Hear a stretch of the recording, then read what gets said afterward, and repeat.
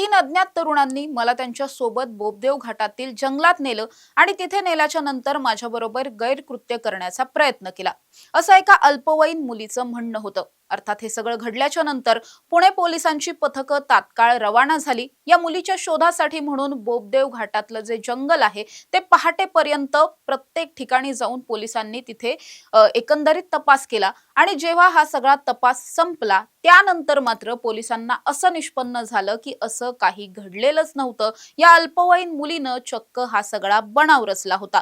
पण मुळात तिनं असं का केलं आणि हे सगळं प्रकरण उघडकीस कसं आलं हेच जाणून घेणार आहोत। नमस्कार, मी समृद्धी आणि तुम्ही पाहताय टॉप न्यूज मराठी। कोंढवा येवलेवाडी भागामध्ये काही पोलीस मध्यरात्रीच्या वेळेस पेट्रोलिंग करत होते। त्यावेळेस त्यांना असा एक फोन येतो की त्यामध्ये सांगितलं जातं एक तरुणी आहे, एक मुलगी आहे, अल्पवयीन मुलगी आहे, 14 वर्षांची आहे ती आणि तिला कुणीतरी किडनॅप करून बोबदेव घाटाच्या जंगलात नेलंय अशी एक माहिती त्यांना मिळते। त्यानंतर लागलीच पोलिसांची पथकं या घाटामध्ये दाखल होतात। रात्रीची वेळ असते, घनदाट जंगल असतं, असं असताना सुद्धा या मुलीला शोधण्यासाठीचे सगळेच प्रयत्न केले जातात। मात्र पोलिसांच्या हाती फारसं काही लागत नाही।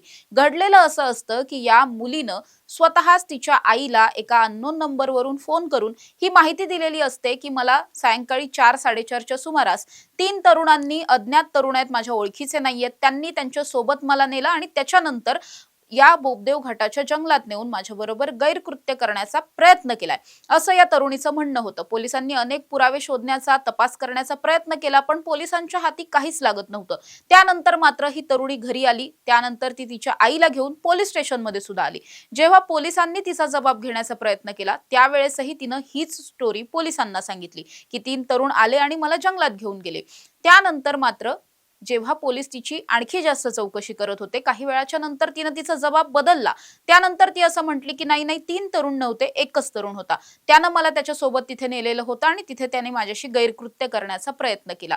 पण तरीही पोलिसांना असं वाटत होतं की ही मुलगी नक्कीच काहीतरी खोटं बोलतेय, काहीतरी या सगळ्यामध्ये संशयास्पद आहे। म्हणून पोलिसांनी या प्रकरणाचा आणखी जास्त कसून तपास केला। ही जी मुलगी आहे तिचं काही महिला पोलिसांकडून समुपदेशन केलं गेलं आणि तिलाच आणखी जास्त या सगळ्याविषयी विचारलं गेलं। या दरम्यान पोलिसांनी एका 26 वर्षीय तरुणाला निष्पन्न केलेलं होतं। त्याला जेव्हा चौकशीसाठी बोलवलं त्यावेळेस या तरुणानं जे काही घडलं होतं ते अगदी खरं खरं सांगितलं। घडलेलं असं होतं की ही 14 वर्षांची मुलगी या 26 वर्षीय तरुणासोबत तिच्याच मर्जीनं फिरण्यासाठी म्हणून बोबदेव घाटाच्या परिसरामध्ये गेलेली होती।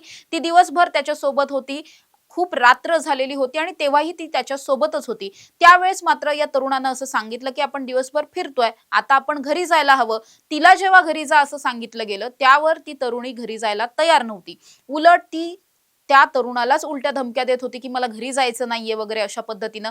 पण जेव्हा तिला हे जाणवलं की आता खूप जास्त उशीर झालाय, आता जर आपण घरी गेलो तर आई आपल्याला ओरडेल, त्यामुळे आई ओरडण्याच्या भीतीनं तिनं हा सगळा बनाव रचला। तिनं एका अननोन नंबरवरून फोन करून हा जो काही घडलेला प्रकार होता तो तिच्या आईला सांगितला। तिची आई प्रचंड घाबरलेली होती। या आईनं तातडीनं पोलीस ठाणं गाठलं, तिथे जाऊन आपल्या मुलीनं असं असं फोन करून सांगितलंय असं पोलिसांना सांगितलं आणि तिथून पुढे पोलिसांची ही सगळी धावपळ, पळापळ सुरू झाली। सर्च ऑपरेशन राबवलं गेलं पण पोलिसांच्या हाती अखेर काहीच लागलं नाही।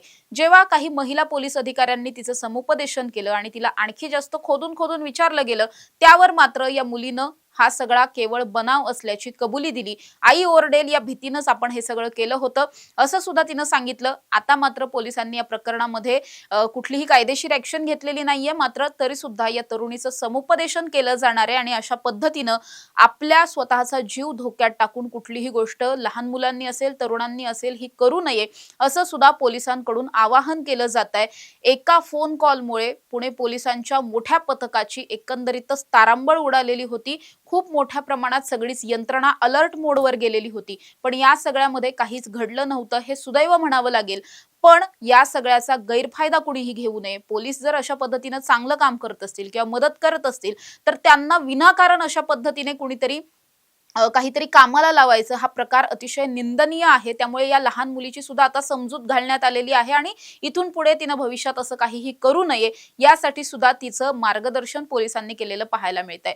मात्र हे प्रकरण जेव्हा उघडकीस आलं त्यानंतर पुणे शहरामध्ये या प्रकरणाची अतिशय चर्चा रंगलेली पाहायला मिळते। अशा ताज्या आणि महत्त्वाच्या बातम्यांसाठी तुम्ही पाहत राहा टॉप न्यूज मराठी, आपला महाराष्ट्र आपली बातमी।